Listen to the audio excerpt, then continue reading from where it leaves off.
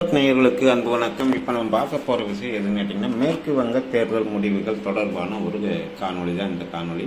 மேற்கு வங்கத்தில் திரிணாமுல் காங்கிரஸ் கட்சி, அதாவது மம்தா பானர்ஜி அவர்கள் தலைமையிலான அரசு நடந்துட்டு, அந்த அரசு அடக்குமுறையை ஏவிடுற ஒரு கொடுங்கோல் அரசாக தான் அரசியல் நோக்கர்களால் கூறப்படுது. இந்த நிலையில் தான் கடந்த 2021 தேர்தலில் அவங்க ஆட்சி அமைச்சப்பவே அவங்களுக்கு எதிர்ப்பு இருந்துச்சு அப்படிங்கிறத உணர்த்தும் விதமாக நந்திகிராம் தொகுதி, அதாவது அவங்க போட்டியிட்ட மம்தா பானர்ஜி போட்டியிட்ட நந்திகிராம் தொகுதியில் 1956 வாக்குகள் வித்தியாசத்தில் அப்போதைய மேற்கு வங்க பாஜக தலைவர் சுவேந்து அதிகாரிகிட்ட அவங்க தோல்வி அடைஞ்சாங்கிறது அப்போவே திரிணாமுல் காங்கிரஸுடைய அஸ்தமனம் ஆரம்பிச்சிருச்சு அப்படிங்கிறது நம்ம பார்த்தோம்.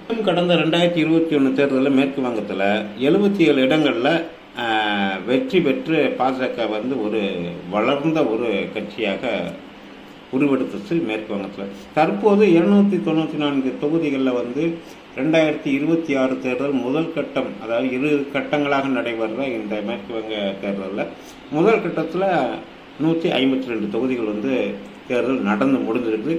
இந்த தேர்தல்களில் அதிகமான வாக்குப்பதிவு அங்கே நடந்திருக்குது. சுமார் 92% வாக்குப்பதிவு அங்கே நடந்திருக்குது. இந்த 152 தொகுதிகளில் கணிசமான தொகுதிகள் முஸ்லீம்கள் பெரும்பான்மையாக இருக்கிற தொகுதிகள்.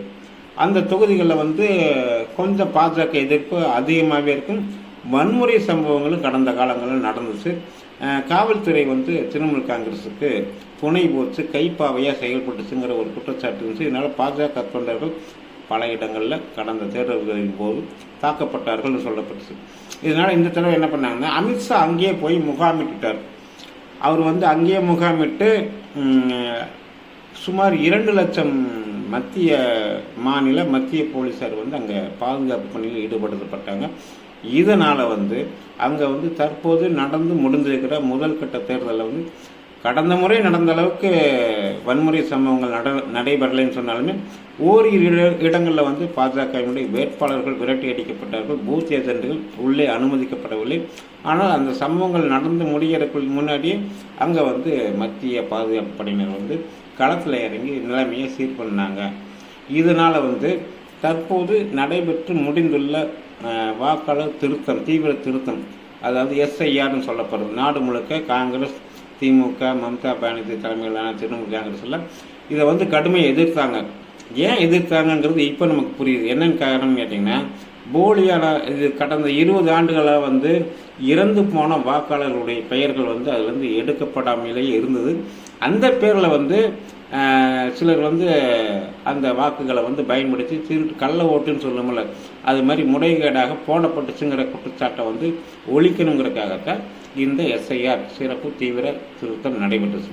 இதனுடைய பலனாக லட்சக்கணக்கான வாக்குகள் எடுக்கப்பட்டுச்சு நாடு முழுக்களும். சுமார் 37 லட்சம் வாக்குகள் மேற்கு வங்காளத்தில் மட்டும் நீக்கப்பட்டது எஸ்ஐஆர் வாக்காளர் தீவிர சிறப்பு திருத்தத்தின் மூலமாக. இதனால் அது அல்லாமல் புதிய வாக்காளர்கள் கணிசமாக தடவை அதிகமாக வாக்களிச்சிருக்காங்க, தமிழகம் போலவே. ஸோ இந்த தடவை பழங்குடியினர் அதிகமாக வாழ்கிற பகுதிகளில் திரிணாமுல் காங்கிரஸ்னால் நடந்த மனக்கசப்புகள், தாக்குதல்கள், கலவரங்கள், இதனால் பாதிக்கப்பட்ட அந்த மக்கள் தற்போது பாஜகவுக்கு தீவிரமாக ஆதரவான நிலைப்பாட்டை எடுத்துக்கிறாங்கன்னு சொல்லப்படுது. இதன் மூலமாக நடந்து முடிஞ்சிருக்கிற 152 தொகுதிகளுக்கான முடிவுகளில் சுமார் 100 நாங்கள் அசால்ட்டாக வெல்லுவோம் அப்படிங்கிற மாதிரி அமித்ஷா அவர்கள் சொல்லியிருக்கிறார். இது ஒரு குறிப்பிடத்தக்க விஷயமா நம்ம பார்க்கப்படுது. வரும் 29ஆம் தேதி மீதம் இருக்கிற 142 தொகுதிகளுக்கு அங்கே மேற்கு வங்கத்தில் தேர்தல் நடைபெற உள்ளது. இந்த 2021 மேற்கு வங்க சட்டசபை தேர்தலின் போது திரிணாமுல் காங்கிரஸ், மம்தா பானர்ஜியுடைய கட்சி 47.98% வாக்குகள் வாங்கியிருந்துச்சு. பாஜக 38% வாக்குகளை வாங்கியிருந்துச்சு. பெரிய ஒரு வித்தியாசம்னு சொல்ல முடியாது, ஒரு 10% வாக்குகள் தான் வித்தியாசம். ஆனால் தற்போது இந்த சிறப்பு தீவிர திருத்தத்தின் மூலமாக போலியான வாக்காளர்கள் பெருமளவு அந்த ஒரு குறிப்பிட்ட மதத்தை சேர்ந்தவர்களுடைய வாக்கு போலியான வாக்குகளாக இருந்து அது நீக்கப்பட்டிருது. ஸோ கண்டிப்பாக பாஜக ஆட்சியை பிடிக்கும் அப்படின்னு சொல்லப்படுது. இன்னும் ஒரு கூடுதல் தகவல் என்னன்னா, வரும் தேர்தல் முடிவுகளின் போது மம்தா பானர்ஜி தற்போதைய மேற்கு வங்க முதலமைச்சர் கூட வெற்றி பெறுவாரா அப்படிங்கிறத சந்தேகம் அப்படின்னு சொல்லப்படுது. இது மட்டும் இல்லாமல் கடந்த 2024 பாராளுமன்ற தேர்தல் அந்த சமயங்களில் நடைபெற்ற திரிணாமுல் காங்கிரஸ் கட்சிக்காரர்களுடைய அத்துமீறல்கள், அடக்குமுறைகள், காவல்துறை உதவியோடு அவங்க செஞ்ச ஆடின ஆட்டமெல்லாம் பாஜகவினருக்கு மட்டும் எதிராக இல்லை. பாஜகவினர் தாக்கப்பட்டாங்க, வன்முறைக்கு ஆளானாங்க, பாஜகவினுடைய வீடு பூந்து தாக்கப்பட்ட சம்பவங்கள் அப்போ நடந்துச்சு.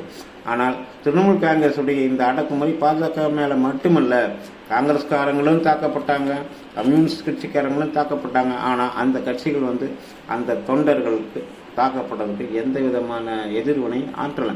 அவங்க வந்து கைகட்டி வாய்ப்பு தான் நின்னாங்க. ஆனால் பாஜக வந்து உள்துறை அமைச்சரையே அங்கே கொண்டு போயிட்டு மக்களுக்கு வந்து எந்த விதமான தொந்தரவும் இருக்கக்கூடாது, அந்த எலெக்ஷன் முடிகிற வரைக்கும் அங்கே இருக்கணும்னு சொல்லி மிக கடுமையான நடவடிக்கைகள், நியாயமாக சட்டசபை தேர்தல் நடக்கணுங்கிறதுக்காக 2 லட்சம் பேர் பாதுகாப்பு பணியில் ஈடுபடுத்தப்பட்டிருக்கிறது மட்டும் இல்லாமல் நரேந்திர மோடி அவர்கள், பிரதமர் அவர்கள் அங்கே நடத்தின விஜய் சங்கல்ப யாத்திரை, அதில் வந்து லட்சக்கணக்கான மக்கள் திரண்டாங்க.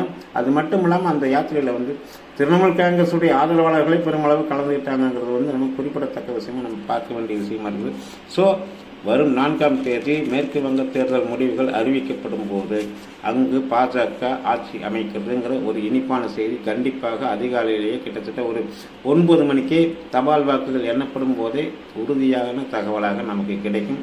அது மட்டும் இல்லாமல் நம்ம எதிர்பார்க்கிற செய்தி எதுன்னு கேட்டிங்கன்னா, தற்போதைய முதலமைச்சராக அங்கே கொடுங்கோல் ஆட்சி நடத்திட்டு இருக்கிறதாக நம்பப்படுற மம்தா பானர்ஜி அவர்கள் தான் போட்டியிட தொகுதியில் தோல்வியை தழுவுவார் அப்படிங்கிற செய்தியை நம்ம ஆவலோடு எதிர்பார்த்துட்டு இருக்கிறோம். இந்த காணொலி தொடர்பான உங்களது கருத்துக்களை கமெண்ட்டில் பதிவு செய்யுங்க. இன்னும் ஒரு காணொலியில் சந்திப்போம். நன்றி, வணக்கம்.